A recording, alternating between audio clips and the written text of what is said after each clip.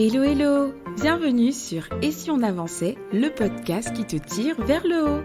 Je suis Marielle, experte en productivité et online business manager.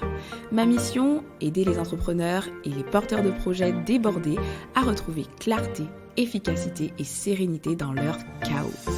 Dans ce podcast, je marie conseils pratiques et introspection pour t'offrir des déclics, te guider vers une productivité authentique et te soutenir dans la quête de tes objectifs les plus fous. Alors installe-toi bien et bonne écoute! Tu t'es déjà demandé pourquoi changer tes habitudes te semble si difficile? On veut tous faire plus de sport, manger mieux, apprendre plus, etc. Mais rendre tout ça durable est un vrai défi. Tu tombes sur une histoire inspirante ou un post motivant, tu te dis « c'est mon moment, je vais y aller », tu connais la chanson, tu commences petit, 10 pompes par-ci, un repas sain par-là, un réveil à 6 heures. C'est facile finalement tout ça. Tu télécharges une application, tu commences à suivre tes superbes nouvelles habitudes. Les premiers jours, tu te sens super boosté, tu es motivé, tu as la dopamine à fond. Mais voilà la vie. Ça ne se passe pas du tout comme prévu, un coup de mou, un changement et paf, tout tombe à l'eau. C'est ça le truc avec les nouvelles habitudes. On rêve tous d'être en forme, hyper concentré, avoir un lifestyle hyper sain, être ultra productif tous les jours, on commence à fond et puis paf. Tu sais exactement de quoi je parle et je pense que c'est même sûrement pour ça que tu écoutes cet épisode de podcast. Pourquoi c'est si dur d'ancrer de bonnes habitudes ? Alors allons voir du côté de ce que dit la science des habitudes. Je vais prendre l'exemple du brossage des dents. Pourquoi tu le fais chaque matin, normalement en tout cas, comme la plupart des gens, c'est souvent pour cette sensation de fraîcheur, tu as envie d'avoir une haleine fraîche, ne pas avoir les dents sales, et c'est devenu automatique pour toi, sans effort, tu n'y penses même plus parce que tu connais les bénéfices, et donc c'est important pour toi de le faire chaque matin et tu ne te poses même plus de questions. C'est ça le principe des habitudes, c'est que notre cerveau va venir automatiser les choses pour nous faciliter la vie, mais alors pourquoi c'est si compliqué d'en créer de nouvelles ? En fait, c'est parce que ça demande de l'effort. Créer des nouvelles habitudes, en tout cas des habitudes qui te sortent de ta zone de confort, si c'est lié par exemple au fait de faire du sport, etc., c'est inconfortable. Et oui, parfois, on préfère tout simplement juste chiller sur notre canapé, ne pas se prendre la tête, mener un quotidien normal, sans en créer des habitudes qui vont venir nous challenger et nous sortir de notre zone de confort, tu vois. Et donc, c'est pour ça que c'est compliqué. Mais pour de meilleures habitudes, il va falloir accepter cette gêne et réussir à dépasser tout ça pour les ancrer.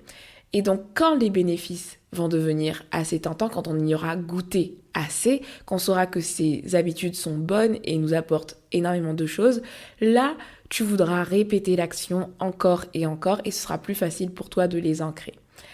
Donc, je suis trop contente aujourd'hui dans cet épisode de podcast de pouvoir te parler des 8 erreurs, de 8 erreurs qui te bloquent potentiellement et qui t'empêchent d'atteindre ton objectif d'ancrer ces fameuses nouvelles habitudes que tu as envie d'ancrer. Alors tiens-toi prêt, on va les analyser ensemble, c'est parti. La première erreur que l'on fait toutes et tous quand on veut se lancer dans des nouvelles habitudes, c'est de choisir les mauvaises habitudes. Des habitudes qui ne nous parlent même pas et qu'on n'a même pas envie de tenir. Des habitudes qui sont tout simplement liées à la tendance qu'on peut voir sur les réseaux sociaux. Le fait de te réveiller par exemple à 5 heures du matin, le fait de faire ta séance de yoga, de méditer. Mais en fait, est-ce que tout ça a un sens pour toi finalement, tu vois ? Est-ce que tu veux ancrer des habitudes qui ont un sens pour toi ou c'est juste des habitudes qui sont liées à la tendance. Et ça, c'est l'erreur qu'on peut faire. C'est de vouloir intégrer des habitudes auxquelles on ne rattache strictement aucun sens personnel. Ça, c'est une erreur très courante. Alors, du coup, mon conseil, c'est tout simplement de prendre l'habitude de déterminer des habitudes qui vont être vraiment en lien avec ce qui te tient concrètement à cœur. Tu vas pas commencer à vouloir te créer une morning routine à 5 heures du matin, alors qu'en réalité, tu as largement le choix de pouvoir te réveiller moins tard, tu as la possibilité d'avoir une morning routine saine qui te plaît sans même avoir te réveiller à 5 heures et tu n'es peut-être pas du matin, tu vois. En fait, quel est le sens que tu rattaches à tout ça ? C'est ça qui est important. Donc, première erreur à ne plus faire, c'est de te fixer des objectifs d'habitude qui n'ont aucun sens pour toi.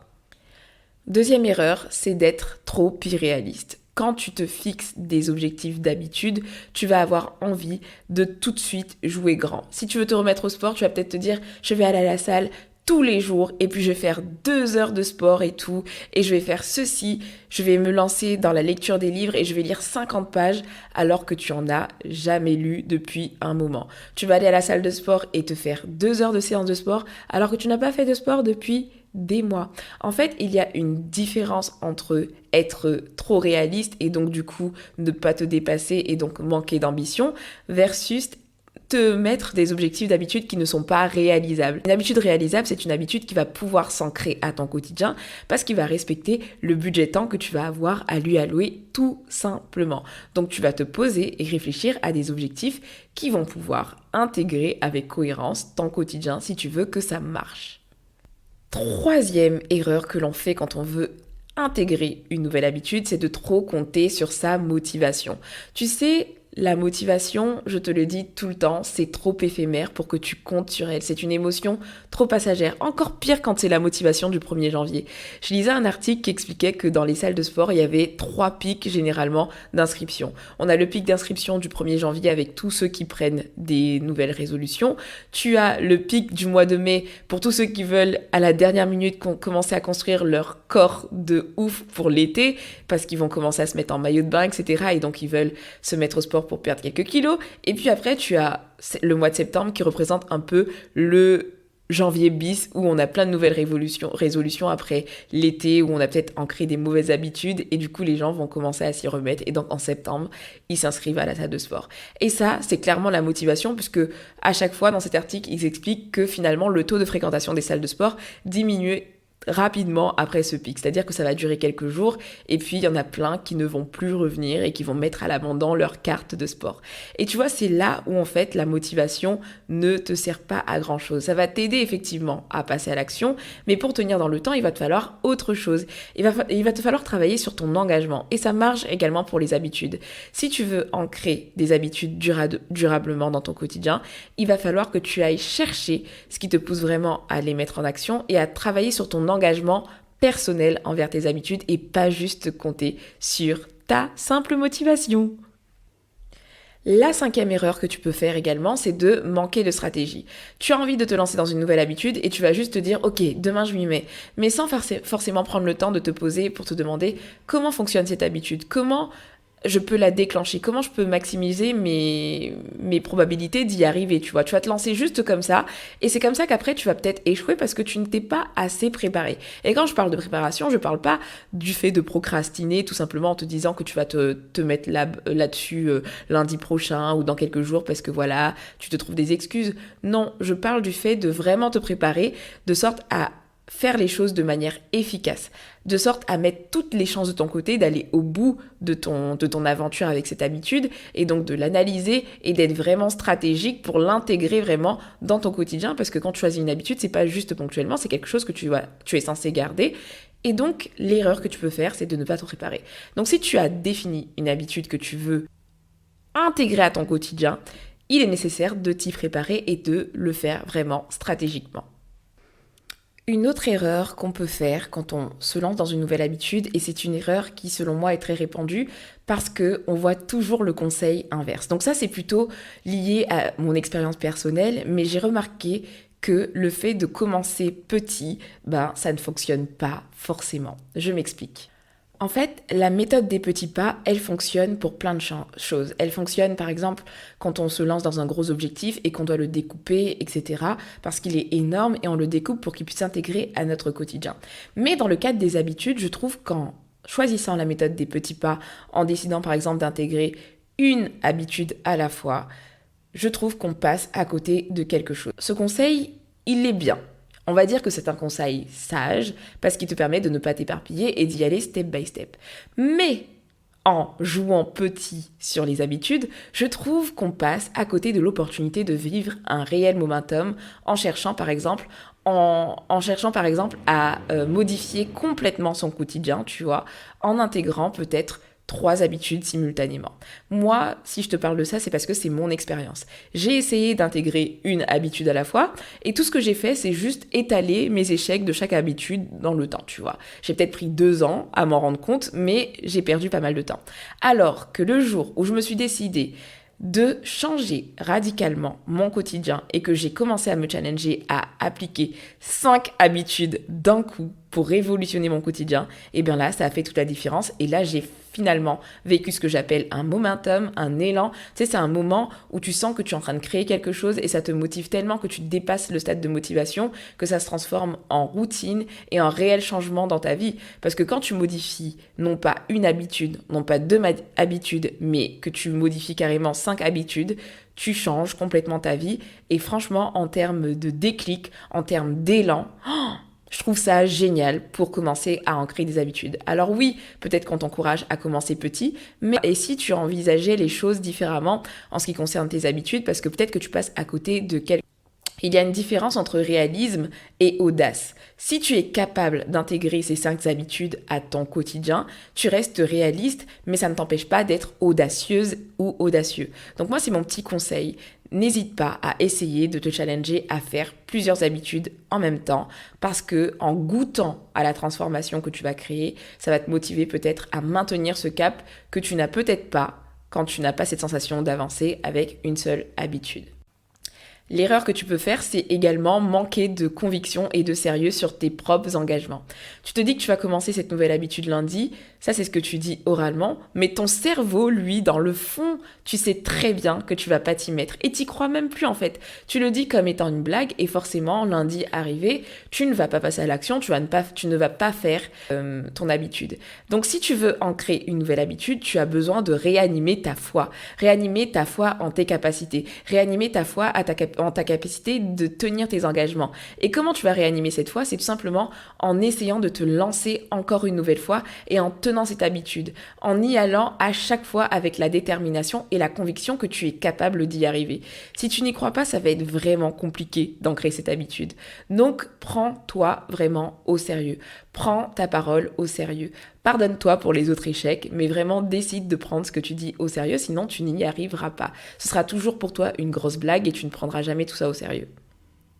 La 7e et dernière erreur que l'on fait tous et toutes quand on veut se lancer dans une nouvelle habitude, c'est de croire cet adage que 21 jours vont suffire pour ancrer une habitude. Alors tout ça ne part pas de rien, il y a effectivement une étude qui montre que 21 jours, c'est le nombre de jours qui permet en fait à son cerveau de réaliser qu'on est en train d'implémenter une nouvelle habitude, c'est vrai. Mais la réalité, c'est qu'il y a une analyse qui a été faite, une expérience qui montre qu'en réalité, il faut 16 à 254 jours pour ancrer une habitude. De 16 à 254 jours pour ancrer une habitude et que la moyenne pour ancrer une habitude se situe à 66 jours.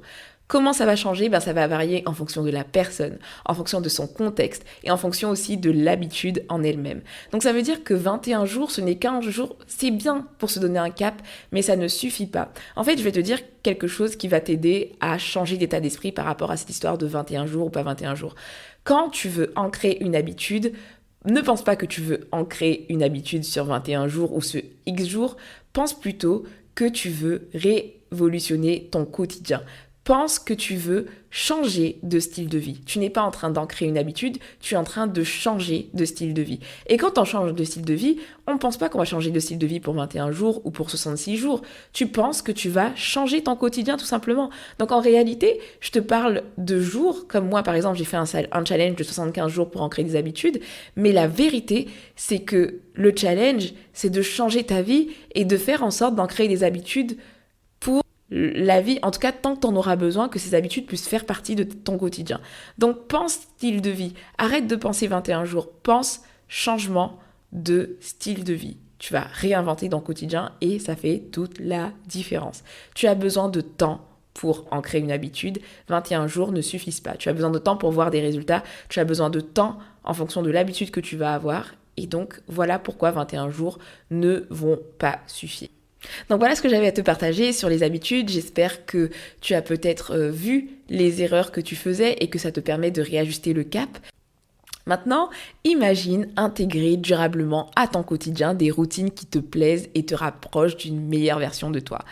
Eh bien, c'est ce que je te promets avec Défi 75. Je viens de créer une mini-formation qui a ce but. C'est une méthode complète pour t'aider à enfin ancrer les habitudes qui te tiennent à cœur. En suivant 8 étapes claires et pratiques, tu seras capable d'identifier les habitudes qui te sont essentielles, de définir les règles de ton défi pour créer un momentum, mettre en place une stratégie gagnante pour réussir ton challenge et de 75 jours et ancrer enfin ces habitudes qui te tiennent à cœur. Pourquoi 75 jours ? C'est simplement lié à mon histoire, parce que moi aussi j'ai galéré à ancrer des habitudes saines dans mon quotidien, et pour pouvoir y arriver, il a fallu que je me lance un défi, que je crée un momentum où j'implémente 5 habitudes clés à mon quotidien, et surtout où j'allie stratégie, théorie et pratique constante. Et il n'y a que comme ça que j'ai réussi à créer un shift pour ancrer des nouvelles habitudes saines dans mon quotidien. Dans Défi 75, tu vas accéder à des vidéos te fournissant un plan d'action concret en 8 étapes pour un challenge réussi, un espace Notion dédié pour organiser tes idées et noter ta préparation, un tracker d'habitude pour suivre ta progression et plein d'autres bonus pour t'aider à passer à l'action de manière simple et efficace. Si tu veux en savoir plus, je te donne rendez-vous dans les notes du podcast. Actuellement, cette mini-formation, au moment où j'enregistre cet épisode de podcast, est disponible à son tarif de lancement à 37 €. Donc n'hésite pas à saisir l'opportunité avant que le tarif n'augmente. Sinon, je te remercie d'avoir écouté l'épisode jusqu'ici. S'il t'a plu, n'hésite pas comme d'habitude à le partager ou à me le faire savoir sur Instagram ou alors en laissant une note et un avis si tu ne l'as pas encore fait. Et puis d'ici là, prends bien soin de toi et je te donne rendez-vous dans un prochain épisode. Ciao, ciao!